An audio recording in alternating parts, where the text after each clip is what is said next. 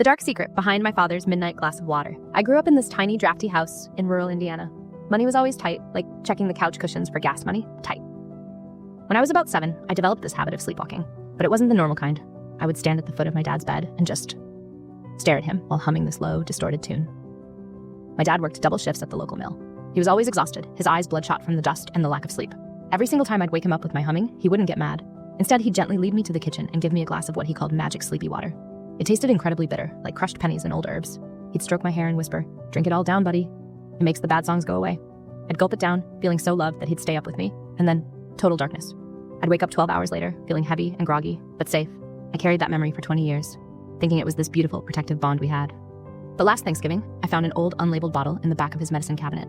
I'm a pharmacist now, and one sniff of that residue made my blood turn into ice. It wasn't magic water. It was a heavy-duty sedative cocktail, stuff they used to give to agitated patients in the 50s. My dad wasn't trying to soothe my soul. He was so desperate for sleep, so broken by the grind of his life, that he was essentially knocking his own kid out, just so he wouldn't have to look at me standing there and finally get some rest. I used to think that magic water was proof of his love, but now I realize it was just the taste of his desperation.